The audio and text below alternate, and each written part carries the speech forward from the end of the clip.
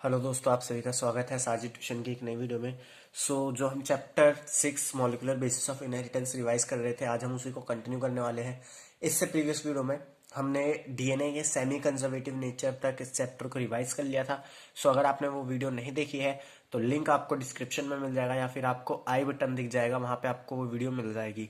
आज की वीडियो से हम जो टॉपिक स्टार्ट करेंगे रिवीजन करना, वो हमारा होगा मैकेनिज्म ऑफ डीएनए रेप्लिकेशन। और उसके बाद से हम अपना लैक ऑफ ब्रेन और बाकी जो हमारे टॉपिक है उन सबको रिवाइज करेंगे। टाइम वेस्ट ना करते हुए हम आज की वीडियो को स्टार्ट करते हैं। हम डीएनए रेप्लिकेशन के मैकेनिज्म पे आते हैं और कुछ एंजाइम्स देखते हैं जो इसमें मदद करते हैं।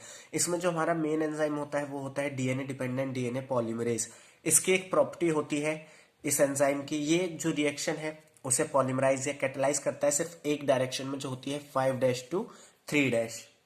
उसके बाद देखिए हमारी एक स्ट्रक्चर आती है रेप्लिकेशन फॉर्क, जो 1 मार्क्स में कई बार बोर्ड एग्जामिनेशन में पूछी जाती है। ये एक वाई शेप्ड स्ट्रक्चर होती है जो फॉर्म होती है जब इस दो डीएनए के स्ट्रैंड जो है वो अनवाइंड होते हैं, यानी एक दूसरे से अलग होते हैं। उसके बाद हमारा आता है डीऑक्सीराइबो न्यूक्लियोसाइड ट्राइफॉस्फेट। इसका डुअल पर्पस काफी बार बोर्ड एग्जामिनेशन में पूछा जाता है। तो इसका पहला पर्पस है ये कि ये सबस्ट्रेट की तरह एक्ट करता है, क्योंकि डीऑक्सीराइबो न्यूक्लियोसाइड से ही डीऑक्सीराइबो न्यूक्लियोटाइड बनेगा। तो ये क्या करेगा, ये एज अ सबस्ट्रेट भी वर्क करेगा। एंड सेकंड, ये एनर्जी प्रोवाइड करता है पॉलीमराइजेशन के लिए या फिर रिएक्शन के कैटलाइजेशन के लिए। उसके बाद आता है ओरिजिन ऑफ रेप्लिकेशन। इसे हम शॉर्ट में ओरी भी कहते हैं, और ये डीएनए में वो जगह होती है जहां से रेप्लिकेशन स्टार्ट होता है। अब हम पढ़ते हैं डीएनए रेप्लिकेशन का मैकेनिज्म। इसमें क्या होता है, एंजाइम हेलिकेज हमारा एक्ट करता है ओरी के ऊपर यानी ओरिजिन ऑफ रेप्लिकेशन के ऊपर, और डीएनए के जो दो स्ट्रैंड होते हैं उन्हें अनवाइंड करता है, यानी एक दूसरे से अलग करता है। जैसे मान लो ये एक दूसरे से अटैच है तो उन्हें अनवाइंड करता है, जैसे इस डायरेक्शन में। ठीक है, इनको ओपन करता है, इनके स्ट्रक्चर को। इस अनवाइंडिंग से एक वाई शेप्ड स्ट्रक्चर बनती है, जैसे आप देख सकते हैं। और इस वाई शेप्ड स्ट्रक्चर को हम क्या कहते हैं, रेप्लिकेशन फॉर्क।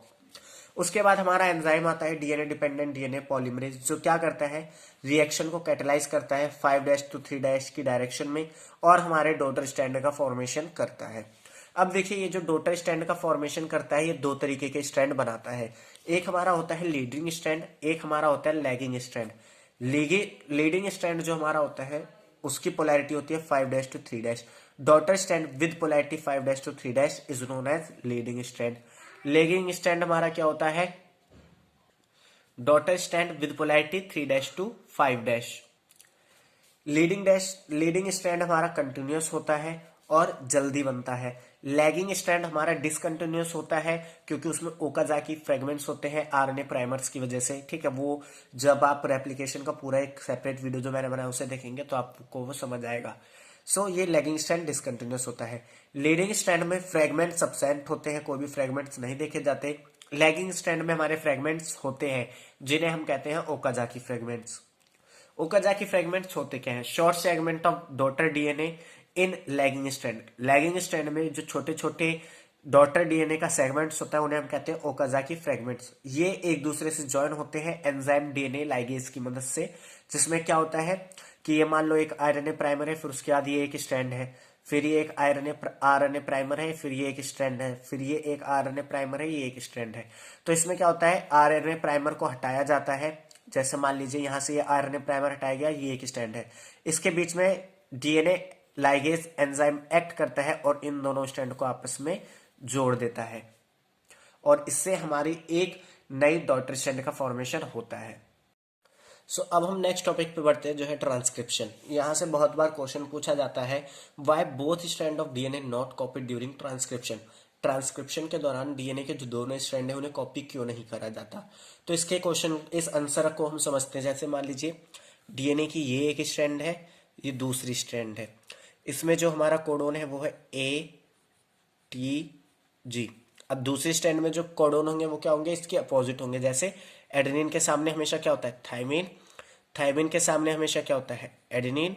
ग्वानिन के आगे क्या होता है, साइटोसिन। ये हमारा इस डीएनए का क्या हो गया, मान लीजिए एक सीक्वेंस हो गया। अब देखिए ये आगे अगर मान लो ट्रांसक्रिप्शन करते हैं, दोनों ही स्ट्रैंड ट्रांसक्रिप्शन करते हैं और हमारा क्या बनाते हैं, आरएनए। तो एक यहाँ जो आरएनए बनेगा एडेनिन के जगह पे, देखिए आरएनए में क्या होता है, सब कुछ सेम रहता है, बस थाइमीन की जगह यूरासिल आ जाता है, तो ये बन गया AUG, है ना। और नीचे क्या आ जाएगा हमारा, टी की जगह क्या आ जाएगा यू, यू की जगह क्या आ गया ए, और सी की जगह आ गया, ग्वानिन की जगह सी, UAC। अब देखिए ये आगे क्या करेंगे, ट्रांसलेशन करेंगे, जहां पे ये क्या बनाएंगे, प्रोटीन बनाएंगे। तो ये अगर मान लो mRNA बना हमारा, तो ये जिस प्रोटीन के लिए कोड करेगा वो होगा टायरोसिन। टायरोसिन ये आप जेनेटिक कोड में पढ़ चुके हैं, ठीक है। अभी ये हम क्या कर रहे हैं, रिवाइज कर रहे हैं, तो मैं यहीं पे बता दे रहा हूँ। और AUG जिस एंजाइम के लिए कोड करेगा, सॉरी जिस प्रोटीन या जिस अमीनो एसिड के लिए कोड कोड करेगा वो होगा मिथ्योनाइन, मिथोनाइन, ठीक है। तो यहाँ पे आप देखिए कि डीएनए, एक डीएनए दो अलग अलग किसके लिए, प्रोटीन या दो अलग अलग अमीनो एसिड के लिए कोड कर रहा है। इसी तरीके से आगे भी सीक्वेंस चेंज होता रहेगा, तो आगे अलग अलग तरीके के प्रोटीन, आगे अलग अलग तरीके के हमारे अमीनो एसिड बनते रहेंगे। तो जब अलग अलग तरीके के अमीनो एसिड बनेंगे तो प्रोटीन भी एक दूसरे से अलग होगा। तो यहाँ पे हम देखेंगे कि एक डीएनए दो तरीके के प्रोटीन बना रहा है, जो कि पॉसिबल नहीं है। If both strand act as template, अगर दोनों ही टेम्पलेट एक्ट करेंगे तो वो कोड करेंगे आरएनए मॉलिक्यूल जिनका सीक्वेंस क्या होगा, अलग होगा, which in turn code for protein, जो आगे चल के क्या करेगा, अलग अलग प्रोटीन के लिए कोड करेंगे। The sequence of amino acid is different, hence one segment of DNA code for two different protein. अब जो अमीनो एसिड का सीक्वेंस है वो अलग है, तो इस वजह से क्या होगा कि डीएनए का एक सेगमेंट होगा वो दो अलग अलग प्रोटीन के लिए कोड करेगा। इसीलिए जो दोनों ही स्ट्रैंड होते हैं डीएनए के, वो ट्रांसक्रिप्शन में पार्टिसिपेट नहीं करते, सिर्फ एक ही स्ट्रैंड पार्टिसिपेट करता है। अब इसका सेकंड रीजन हम देख लेते हैं। If two RNA molecule produce simultaneously would be complementary to each other, hence form a double strand RNA and prevent RNA from translation. अगर देखिए एक ही टाइम पे डीएनए के दो स्ट्रैंड आरएनए मॉलिक्यूल बना रहे हैं, अब आरएनए मॉलिक्यूल बना रहे हैं तो उसकी जो एंटी पोलैरिटी होगी, उसमें जो सीक्वेंस बनेगा वो एक दूसरे के कॉम्प्लीमेंट्री होगा, यानी अपोजिट होगा। जैसे हमारा एडेनिन के सामने क्या आ जाएगा, यूरासिल, ग्वानिन के सामने क्या आ जाएगा, साइटोसिल। तो ये क्या होगा, एक तरीके से दोनों एक दूसरे के साथ हाइड्रोजन बॉन्ड बना लेंगे और डबल स्टैंडर्ड आरएनए बना देंगे, जो आगे चल के ट्रांसलेशन में पार्टिसिपेट नहीं करेगा। ये भी रीजन है कि डीएनए के दोनों स्ट्रैंड हमारे ट्रांसलेशन में पार्टिसिपेट नहीं करते। अब हम पढ़ते हैं transcription unit. Transcription unit in DNA is defined by three region. जो ट्रांसक्रिप्शन यूनिट है किसी भी डीएनए में, वो तीन रीजन से डिफाइन होती है। एक हमारा होता है प्रोमोटर रीजन, एक हमारा होता है स्ट्रक्चरल जीन, एक हमारा होता है terminator. Strand with polarity 3' to 5' act as template because DNA dependent RNA polymerase catalyze polymerization in 5' to 3' direction. अब जो हमारा स्ट्रैंड है 3' to 5' वो टेम्पलेट की तरह एक्ट करेगा। क्यों? क्योंकि जो हमारा डीएनए डिपेंडेंट आरएनए पॉलीमरेज है उसकी प्रॉपर्टी क्या है कि वो कैटलाइज करेगा पॉलीमराइजेशन को 5' to 3' की डायरेक्शन में। यानी वो जो नया स्ट्रैंड बनाएगा वो किस डायरेक्शन में होगा, 5' to 3' की डायरेक्शन में। इसलिए स्ट्रैंड जिसकी पोलैरिटी 3' to 5' होगी वही टेम्पलेट की तरह एक्ट करता है।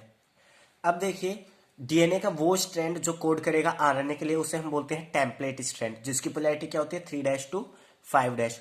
और वो स्ट्रैंड जो पार्टिसिपेट नहीं करेगा ट्रांसक्रिप्शन में उसे हम कहते हैं कोडिंग स्ट्रैंड, जिसकी पोलैरिटी क्या होगी 5' to 3'। ये चीज याद रखना, जो पार्टिसिपेट करता है ट्रांसक्रिप्शन में उसे बोलते हैं टेम्पलेट स्ट्रैंड, और जो पार्टिसिपेट नहीं करता उसे बोलते हैं हम कोडिंग स्ट्रैंड। अब इसमें बात आती है प्रोमोटर, टर्मिनेटर और स्ट्रक्चरल जीन की लोकेशन की। तो जो प्रोमोटर जीन की या प्रोमोटर रीजन की लोकेशन होती है वो होती है 5' एंड, और ये जो लोकेशन है ये विद रिस्पेक्ट टू होती है कोडिंग स्ट्रैंड की, क्योंकि कोडिंग स्ट्रैंड का जो 5' एंड है वहीं पे हमारा प्रोमोटर रीजन होता है, और जो हमारा टर्मिनेटर रीजन होता है वो होता है 3' एंड, और ये भी किसके रिस्पेक्ट में है, कोडिंग स्ट्रैंड के रिस्पेक्ट में। इसके बाद कई बार एग्जाम में पूछते हैं सिस्ट्रोन क्या है, या फिर क्वेश्चन पूछते हैं कि every cistron is a DNA but every DNA is not a cistron, answer. इसका देखिए सिंपल सा रीजन है, सिस्ट्रोन होता क्या है, डीएनए का वो सेगमेंट जो कोड करता है पॉलीपेप्टाइड के लिए, ठीक है। यहाँ पे देखिए डीएनए में सारे सीक्वेंस ऐसे नहीं है जो पॉलीपेप्टाइड के लिए कोड करते हो, तो इसीलिए जो हमारे जितने भी सिस्ट्रोन होते हैं वो क्या होते हैं, डीएनए होते हैं। लेकिन हर डीएनए सिस्ट्रोन नहीं होता। क्यों? क्योंकि हर डीएनए का हर सीक्वेंस पॉलीपेप्टाइड के लिए कोड नहीं करता। इन structural gene transcription unit could be monocistronic और पॉलीसिस्टोनिक। स्ट्रक्चरल जीन में जो ट्रांसक्रिप्शन की यूनिट है, मीन्स जो हमारी स्ट्रक्चरल जीन है, वो मोनोसिस्टोनिक भी हो सकती है, पॉलीसिस्टोनिक भी। मीन्स वो एक तरीके के प्रोटीन के लिए कोड कर सकती है और एक से ज्यादा तरीके के प्रोटीन के लिए भी कोड कर सकती है। इसके बाद हमारा आता है एक्सोन। ये कोडिंग सीक्वेंस होता है, यह हमका एक्सप्रेस सीक्वेंस होता है, प्रेजेंट इन मैच्योर आरएनए, जो मैच्योर आरएनए में प्रेजेंट होता है। उसके बाद आता है इंट्रॉन। नॉन फंक्शनल यूनिट होता है, मीन्स ये किसी चीज के लिए कोड नहीं करता, और मैच्योर आरएनए में ये अब्सेंट होता है, यानी मौजूद नहीं होता। इसके बाद हम पढ़ते हैं टाइप्स ऑफ आरएनए। आरएनए तीन तरीके के देखिए बेसिकली एनसीईआरटी में बताए हैं, लेकिन होते ज्यादा है। एक हमारा होता है टीआरएनए, जो क्या करता है, अमीनो एसिड को ट्रांसपोर्ट करता है, ठीक है, bring amino acid and read coding strand, provide template and contain information for formation of particular type of polypeptide. MRNA क्या है, टेम्पलेट प्रोवाइड करता है और इंफॉर्मेशन कंटेन करके रखता है कि किस तरीके का पॉलीपेप्टाइड बनाना है। उसके बाद हमारा आता है rRNA, play structural and catalytic role during translation. ये क्या करता है, कैटालाइटिक रोल, यानी ये क्या करता है, पॉलीमराइजेशन में एज अ कैटलिस्ट वर्क करता है। DNA dependent RNA polymerase catalyse transcription of all type of RNA in bacteria. अगर हम बैक्टीरिया की बात करें या प्रोकैरियोट्स की बात करें, तो उसमें एक हमारा enzyme DNA dependent RNA polymerase तीनों तरीके के आरएनए को बनाता है।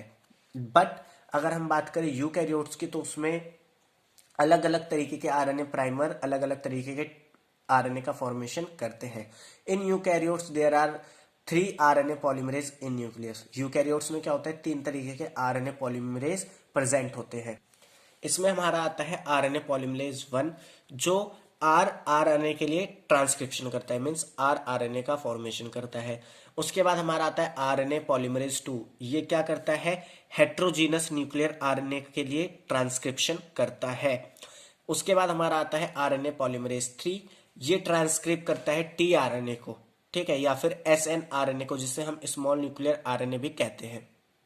इसके बाद हम पढ़ते हैं प्रोसेस ऑफ ट्रांसक्रिप्शन। ट्रांसक्रिप्शन होता कैसे है। सबसे पहला स्टेप आता है इसमें इनिशिएशन। इसमें क्या होता है, आरएनए पॉलीमरेज बाइंड करता है प्रमोटर रीजन से। आरएनए पॉलीमरेज है sigma factor which recognize promoter site. अब देखिए, आरएनए पॉलीमरेज के पास ऐसी कोई शक्तियां नहीं होती कि वो प्रोमोटर साइट और टर्मिनेटर साइट को रिकॉग्नाइज करे। वहां पे कुछ फैक्टर मौजूद होते हैं, जैसे सिग्मा फैक्टर, इसे हम इनिशिएशन फैक्टर भी कहते हैं, ठीक है। ये क्या करता है, इनिशिएशन करवाता है। तो आरएनए पॉलीमरेज के साथ जब हमारा सिग्मा फैक्टर बाइंड होता है, तो वहां से ट्रांसक्रिप्शन इनिशिएट होता है। उस नेक्स्ट हमारा स्टेप आता है एलोंगेशन। इसमें क्या होता है, आरएनए पॉलीमरेज मैग्नीशियम 2+ आयन की प्रेजेंस में और एनर्जी की प्रेजेंस में प्रोसेस को एलोंगेट करता है, यानी आगे करता रहता है। उसके बाद हमारा आता है टर्मिनेशन स्टेप। इसके बाद हमारा थर्ड स्टेप आता है, जो है टर्मिनेशन।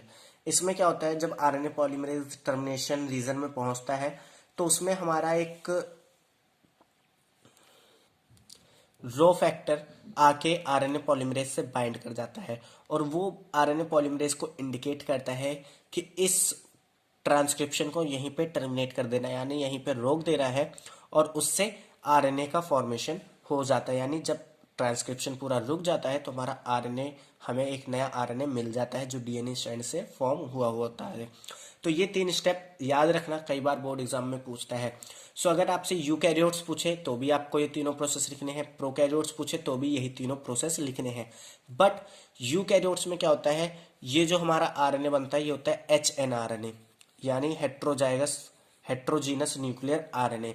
सो इसे हमें कन्वर्ट करना होता है एमआरएनए में। तो यहाँ पे कुछ पोस्ट ट्रांसक्रिप्शन प्रोसेस होते हैं, यानी ट्रांसक्रिप्शन के बाद के प्रोसेस होते हैं, जिन्हें हम इस में देखते हैं। इसमें सबसे पहला हमारा स्टेप आता है कैपिंग का। इसमें क्या होता है, न्यूक्लियोटाइड जैसे हमारा मिथाइल गुआनिन ट्राइफॉस्फेट को ऐड करा जाता है एचएनआरएनए के 5' एंड पे। इस स्टेप को हम कहते हैं कैप। नेक्स्ट स्टेप हमारा आता है टेलिंग का। इसमें क्या होता है, एडिनालाइट रेसिड्यू को ऐड कराया जाता है एचएनआरएनए के 3rd एंड पे या 3' एंड पे।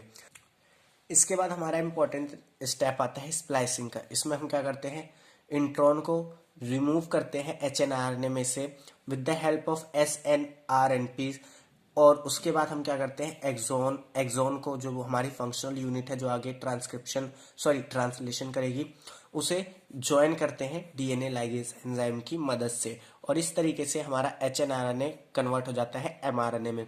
तो यहाँ से कई बार क्वेश्चन भी आता है कि स्प्लाइसिंग की जरूरत हमें क्यों होती है। सो स्प्लाइसिंग की जरूरत हमें इसलिए होती है क्योंकि जो एचआरएनए है वो कंटेन करता है इंट्रॉन को भी और एक्सोन को भी। तो इंट्रॉन हमारी क्या है, नॉन फंक्शनल यूनिट है, तो उस नॉन फंक्शनल यूनिट को हटाने के लिए हम स्प्लाइसिंग का यूज करते हैं। इसके बाद हमारा आता है जेनेटिक कोड। जेनेटिक कोड में हम सबसे पहले कुछ साइंटिस्ट की कंट्रीब्यूशन पढ़ लेते हैं, जैसे जॉर्ज गमाउ। इन्होंने ये आइडिया दिया कि जो हमारा जेनेटिक कोड है वो 3 न्यूक्लियोटाइड्स का बना हुआ होता है, जैसे एटीजी, ठीक है, जीयूजी, काफी सारे इन्होंने ऐसे कोड बताए, और इन्होंने ये चीज भी बताई कि टोटल 64 कोड यहाँ पे देखे जाते हैं। उसके बाद आए हरगोविंद खुराना। इन्होंने क्या करा, आरएनए का सिंथेसाइज करा डिफरेंट बेसिस को लेके, मीन्स जो हमारे नाइट्रोजन बेस होते हैं या न्यूक्लियोटाइड्स होते हैं उनको लेके इन्होंने आरएनए का फॉर्मेशन करा।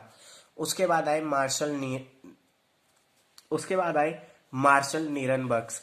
इन्होंने क्या करा, एक सेल फ्री यानी बिना किसी सेल के एक प्रोटीन का सिंथेसाइज करा, मीन्स इन्होंने लैब में क्या करा, प्रोटीन का सिंथेसाइज करा उन जेनेटिक कोड्स की मदद से। उसके बाद जेनेटिक कोड पे पूरी रिसर्च हुई, और जो एनसीईआरटी में जेनेटिक कोड की टेबल दी गई है वो टेबल दी गई, और बताया गया कि किस जेनेटिक कोड से कौन सा अमीनो एसिड बनता है। सो हमें उससे मतलब नहीं है, हमें साइलेंट फीचर से मतलब है जो एग्जाम में पूछता है। इसमें बताया गया कि कोडोन जो है ट्रिपलेट होता है, यानी 3 नाइट्रोजन बेस मिलके एक कोडोन बनाते हैं। इसमें 61 कोडोन जो है अमीनो एसिड के लिए कोड करते हैं, और जो 3 कोडोन है वो नॉन फंक्शनल होते हैं, यानी काम करते हैं एज अ स्टॉप कोडोन। इनकी एक प्रॉपर्टी होती है अनएम्बिशियस, यानी एक कोडोन कोड करता है एक तरीके के अमीनो एसिड के लिए। इसकी नेक्स्ट प्रॉपर्टी आती है डीजेनरेट, मींस एक से जो कुछ अमीनो एसिड है उन्हें कोड करा जाता है एक से ज्यादा कोडोन के द्वारा। Read in continuous fashion, there is no punctuation. इन्हें कंटिन्यूअस फैशन में रीड करा जाता है, जैसे अगर AUG लिखा है तो उसे हम AUG पढ़ेंगे, ऑग नहीं पढ़ेंगे। ऑग क्या है, पंक्चुएशन हो गई, ठीक है। AUG क्या है, कॉन्टिजियस फैशन हो गया, यानी कंटिन्यू हम पढ़ रहे हैं AUG। तो ऑग तो ये काफी बच्चे जो पबजी खेलते हैं उन्हें पता होगा ऑग होती क्या है। उसके बाद एक प्रॉपर्टी आती है universal, from bacterium to human, 1 codon for 1 amino acid. Universal का मतलब होता है कि एक जो कोडोन है वो एक तरीके के अमीनो एसिड के लिए कोड करेगा, फिर चाहे वो बैक्टीरिया में हो या ह्यूमन में हो। इस प्रॉपर्टी को हम कहते हैं यूनिवर्सल प्रॉपर्टी, यानी ये हर जगह सेम रहता है। एग्जाम्पल के लिए ट्रिपल U यानी UUU कोड करता है फिनाइल एलिनिन के लिए, चाहे वो बैक्टीरिया हो या ह्यूमन हो, उससे उसे फर्क नहीं पड़ता। AUG has dual function, AUG के 2 फंक्शन होते हैं, यानी ऑक के 2 फंक्शन होते हैं। कोड फॉर मिथ्योनाइन, कोड करता है मिथ्योनाइन के लिए, एंड एक्ट करता है as a initiator codon, means जो ट्रांसक्रिप्शन ट्रांसलेशन इन सबको इनिशिएट करेगा। इसके बाद हम आते हैं टीआरएनए के स्ट्रक्चर पे, जिसे हम एडेप्टर मॉलिक्यूल कहते हैं। Has basis complementary to code, code के कॉम्प्लीमेंट्री बेसिस जो होते हैं वो उसमें मौजूद होते हैं। जैसे मान लीजिए mRNA में कोड है हमारा AUG, ठीक है, तो जो tRNA होगा उसके पास इसके कॉम्प्लीमेंट्री कोड होंगे, जैसे UAG, यानी ग्वानिन के सामने क्या आता है, साइटोसिन, यानी UAC, यानी कॉम्प्लीमेंट्री बेस प्रेजेंट होंगे। Also has an amino acid receptor and, इसके पास एक अमीनो एसिड रिसेप्टर एंड भी होता है, जिसमें क्या करता है, जैसे AUG किसके लिए कोड करता है, मिथ्योनाइन के लिए, तो यहाँ पे मिथ्योनाइन आके एड यानी इससे अटैच रहेगा टीआरएनए से। Specific tRNA for initiation is refer to as initiator tRNA. अब इनिशिएशन के लिए यानी ट्रांसलेशन जब हमें करनी होती है तो उसके लिए हमें एक स्पेसिफिक टीआरएनए चाहिए होता है, जिससे हम कहते हैं इनिशिएटर टीआरएनए। सेकेंडरी स्ट्रक्चर की बात करें तो इसकी क्लोवर लीफ यानी जैसे लॉन्ग की तरीके की इसकी स्ट्रक्चर होती है, बट इसकी जो एक्चुअल स्ट्रक्चर होती है जब आप इसे माइक्रोस्कोप की मदद से देखें तो वो होती है इन्वर्टेड एल की, यानी उल्टे एल की। उसके बाद हम आते हैं ट्रांसलेशन पे। ट्रांसलेशन में कुछ देखिए राइबोसोम मदद करते हैं ट्रांसलेशन में, और उन्हें हम प्रोटीन फैक्ट्री भी कहते हैं क्योंकि राइबोसोम के अंदर ही प्रोटीन का फॉर्मेशन होता है। Consist structural RNA and about 80% of protein. 80% protein ये अपने अंदर कैरी करके रखते हैं। Exist as two subunit, इनकी दो सब यूनिट होती है, एक होती है लार्ज, एक होती है स्मॉल। स्मॉल सब यूनिट जब एक आरएनए से आके टच अटैक करती है उस पे या उस पे अटैच होती है तो हमारा ट्रांसलेशन स्टार्ट होता है और एमआरएनए कन्वर्ट होना स्टार्ट करता है किसमें, प्रोटीन में। लार्ज सब यूनिट क्या करता है, साइट प्रोवाइड करता है आरएनए से प्रोटीन के फॉर्मेशन के लिए, क्योंकि लार्ज सब यूनिट के पास साइट होती है जैसे पी साइट, ए साइट और ई साइट। तो ये जो पूरा स्ट्रक्चर है ये मैं आपको नहीं समझाऊंगा, ठीक है, क्योंकि इसे हम डिस्कस कर चुके हैं और ये रिवीजन है, तो रिवीजन में हम रिवीजन की तरह पढ़ेंगे। Ribosome act as catalyst for the formation of peptide bond, और कुछ राइबोसोम जो होते हैं वो एज अ कैटलिस्ट भी वर्क करते हैं। अब हम आते हैं इसके मैकेनिज्म पे, मीन्स ट्रांसलेशन होता कैसे है। सबसे पहला हमारा स्टेप आता है अमीनो एसिड को एक्टिवेट करने का।